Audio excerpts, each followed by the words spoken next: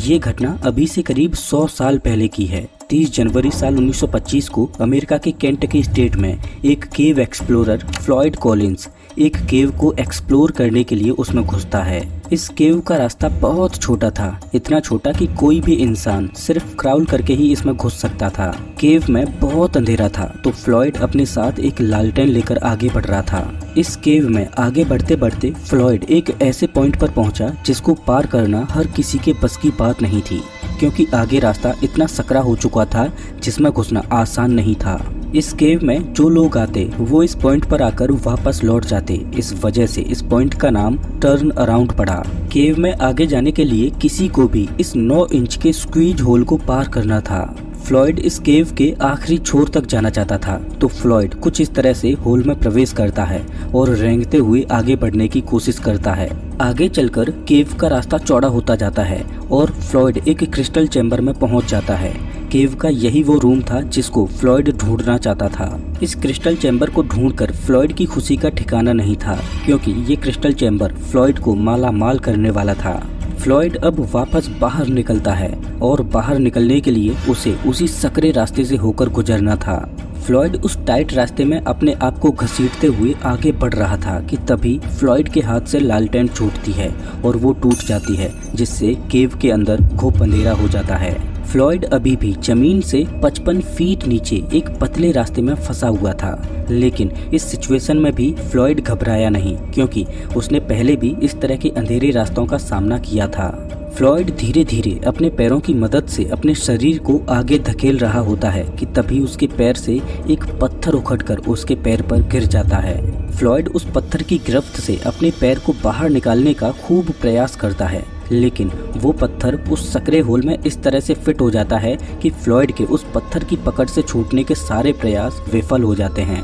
Floyd अब सहायता के लिए चिल्लाता है, लेकिन जमीन के इतने नीचे से कोई भी फ्लॉयड की आवाज को नहीं सुनता। जिस होल में वो फंसा था वहां से पानी रिस रहा था, जो कि फ्लॉयड के नीचे से बह रहा था, और यहाँ से एक सुनसान और अंधेरी गुफा में फ्लॉयड कॉलिंस की जीवन और मृत्यु के बीच जंग शुरू हो जाती है। दोस्तों, फ्लॉयड कॉलिंस के साथ आगे क्या क्या हुआ ये जानकर आपकी रूह कांप उठेगी। Kentucky cave explorer Floyd Collins has been trapped in Sand Cave. Floyd Collins was another great dramatic story. Collins had been trapped in a Kentucky cave. Collins was negotiating a small cavern tunnel when he was pinned by fallen rocks and debris at 10 a.m. on Friday morning. 1920 के दशक में America में धरती के नीचे सुरंग ढूंढने का तो मानो एक ट्रेंड चला था। लोग अपने अपने खेतों की खुदाई करते और देखते कि कहीं उनके खेत में कोई सुरंग तो नहीं। अगर किसी के खेत में कोई सुरंग निकल आती तो समझो उसकी चांदी हो गई, क्योंकि उस समय में अगर किसी के पास कोई सुरंग होती तो वो जगह एक टूरिस्ट प्लेस बन जाती। सुरंग का मालिक लोगों से अपनी सुरंग दिखाने के लिए पैसे चार्ज करता। जिसकी सुरंग जितनी ज्यादा नेचुरल और सुंदर होती, उस सुरंग को देखने के लिए लोग ज्यादा पैसे देने के लिए तैयार होते। उस समय अमेरिका में ये बिजनेस जोरों शोरों से चल रहा था। एक नौजवान फ्लॉयड कॉलिंस का भी एक सपना था कि उसके पास भी एक सुरंग हो, जिससे उसका कोई इनकम का सोर्स बने और उसके घर की आर्थिक स्थिति कुछ सुधर जाए। फ्लॉयड कॉलिंस और उसके भाई ने मिलकर सुरंग की तलाश करते करते अपने पूरे खेत को ही खोद डाला और किस्मत से उसके खेत में एक सुरंग मिल भी जाती है। फ्लॉयड कॉलिंस लोगों को आमंत्रित करता कि वो उसकी सुरंग को आकर देखें, लेकिन परेशानी ये थी कि फ्लॉयड की सुरंग मेन रोड से कई किलोमीटर अंदर थी और मेन रोड पर पहले से ही बहुत सारी सुरंगें थीं, तो लोग मेन रोड के पास वाली सुरंगों को देखना ज्यादा पसंद कर रहे थे और फ्लॉयड की सुरंग को देखने के लिए कोई नहीं जाता। इस परेशानी से निजात पाने के लिए फ्लॉयड कॉलिंस ने एक तरकीब निकाली कि क्यों ना वो मेन रोड पर मौजूद किसी सुरंग के मालिक के साथ पार्टनरशिप में काम करे।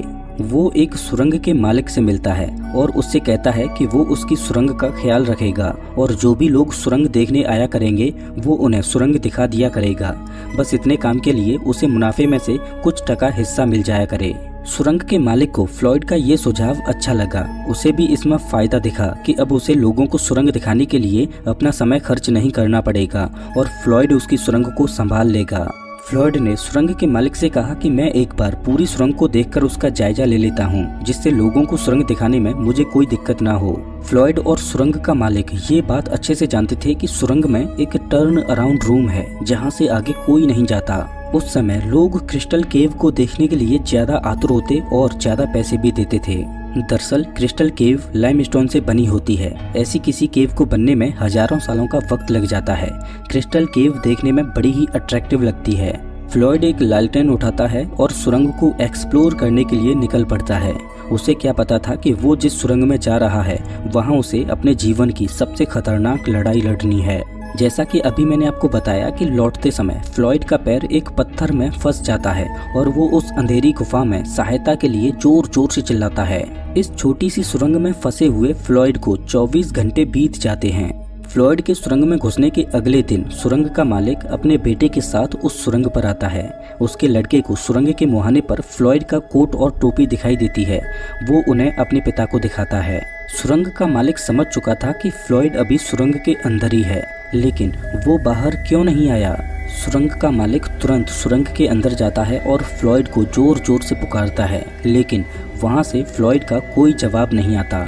फिर वो उसी टर्न अराउंड रूम में आकर फ्लॉयड को आवाज लगाता है, तो इस बार उस छोटे से स्क्वीज होल में से फ्लॉयड की दर्द भरी आवाज आती है, जिसमें वो मदद की गुहार लगा रहा था। सुरंग का मालिक इस घटना की जानकारी तुरंत फ्लॉयड की फैमिली को देता है और फ्लॉयड का भाई होमर उसे बचाने के लिए उस केव में घुस जाता है। इस टाइट सुरंग में होमर को उस स्क्वीज पॉइंट को पार करके फ्लॉयड तक पहुंचने में कई घंटे गुजर जाते हैं। फ्लॉयड का भाई उसके पास पहुंचता है। वहां वो फ्लॉयड को खाने के लिए सैंडविच और कॉफी देता है और स्थिति का जायजा लेता है कि फ्लॉयड को किस तरह से बाहर निकाला जा सकता है। होमर ने सुरंग के मुहाने को चौड़ा करके उसे बाहर निकालने का प्लान बनाया। होमर छेनी हथौड़ा लेकर आया और एक बार फिर से उस सुरंग में घुसा और सुरंग की दीवारों को चौड़ा करने की कोशिश करने लगा, लेकिन इससे स्थिति और ज्यादा गंभीर होती जा रही थी। बार बार चोट पड़ने की वजह से सुरंग की दीवारें चटकने लगी थी। डर इस बात का था कि कहीं ये सुरंग ढह न जाए और फ्लॉयड उसमें दबकर मर जाए, तो फ्लॉयड को निकालने का ये प्लान फेल हो जाता है। अभी तक फ्लॉयड को इस सुरंग में फंसे हुए 46 घंटे गुजर चुके थे। ये सुरंग इतनी टाइट थी कि फ्लॉयड करवट भी नहीं बदल पा रहा था। फ्लॉयड का भाई होमर हिम्मत हार चुका था। ये गुफा हाईवे के पास थी, तो वहाँ बहुत सारे लोगों की भीड़ इकट्ठा होने लगी। लोग फ्लॉयड की मदद तो करना चाहते थे, लेकिन उस स्क्वीज होल को देखकर सब डर जाते और वापस लौट आते। फ्लॉयड को उस सुरंग में फंसे हुए करीब 71 घंटे गुजर चुके थे और उस 9 इंच के स्क्वीज होल में फ्लॉयड के छोटे भाई होमर के अलावा कोई और जाने की हिम्मत नहीं कर रहा था। लेकिन एक रिपोर्टर, जो कि सच में एक सरफिरा था, वो फ्लॉयड का इंटरव्यू लेने के लिए इतना ज्यादा उतावला था कि वो उस 9 इंच के स्क्वीज होल को पार करके उन नुकीले पत्थरों को सहते हुए फ्लॉयड के पास पहुंचता है और उसका इंटरव्यू लेता है। वो रिपोर्टर केव से बाहर आता है और इस खबर को अखबार में छापता है। देखते ही देखते ये न्यूज वायरल हो जाती है और ये एक इंटरनेशनल सनसनी खबर बन जाती है और हजारों की संख्या में लोग वहां इस नज़ारे को देखने के लिए इकट्ठे हो गए कि फ्लॉयड कॉलिंस कैसे बाहर निकलेगा। अभी तक फ्लॉयड को उस सुरंग में फंसे हुए 80 घंटे गुजर चुके थे। फ्लॉयड को एक रस्सी के द्वारा खींचने का प्लान बनाया जाता है। उस सुरंग में पुली सिस्टम बनाकर एक रस्सी को फ्लॉयड के शरीर में बांधकर फ्लॉयड को बाहर खींचा जाता है। इधर रस्सी फ्लॉयड के शरीर को बाहर खींच रही थी और चट्टान फ्लॉयड के पैर को छोड़ने के लिए तैयार नहीं थी और बीच में फ्लॉयड दर्द के मारे चिल्ला रहा था। फ्लॉयड ने अपने भाई से कहा कि रस्सी से खींचना बंद करो, नहीं तो वो बीच में से फटकर 2 भागों में टूट जाएगा, और फ्लॉयड को बचाने का ये प्लान भी नाकाम रहा। अभी तक फ्लॉयड को सुरंग में फंसे हुए 100 घंटे से ज्यादा गुजर चुके थे और सुरंग के ऊपर 10,000 लोगों की भीड़ इकट्ठा हो चुकी थी, मानो वहाँ कोई मेला लग रहा हो। सुरंग में ठंड बहुत ज्यादा थी, तो फ्लॉयड को गर्म रखने के लिए वहाँ एक बल्ब लगा दिया जाता है। समय गुजरता जा रहा था, लेकिन फ्लॉयड को बाहर निकालने का कोई भी तरीका नहीं सूझ रहा था और अभी तक फ्लॉयड को वहाँ फंसे हुए 115 घंटे गुजर जाते हैं। अब फ्लॉयड की हालत बहुत ज्यादा खराब हो चुकी थी। फ्लॉयड को बचाने के लिए एक रेस्क्यू टीम आती है। उस टीम ने लोकेशन का जायजा लिया तो देखा कि हजारों की संख्या में वहां लोग खड़े होकर तमाशा देख रहे हैं और उनके वजन से सुरंग ने कोलैप्स करना शुरू कर दिया है। रेस्क्यू टीम का एक मेंबर फ्लॉयड के पास जाता है, तभी उस सुरंग में से छोटे छोटे पत्थर टूटकर नीचे गिरने लगते हैं। तो रेस्क्यू टीम का मेंबर ये देखकर पीछे जाने की कोशिश करता है। अभी तक फ्लॉयड को ये समझ आ चुका था कि अब उसका बच पाना संभव नहीं है, ये सुरंग कभी भी ढह सकती है। फ्लॉयड इस सुरंग में अकेला नहीं मरना चाहता था, इस वजह से फ्लॉयड उस रेस्क्यू टीम के मेंबर से पीने के लिए पानी मांगता है, लेकिन पानी तो फ्लॉयड के नीचे से बहता जा रहा था और इतने दिनों तक फ्लॉयड उसी में से पानी पी रहा था।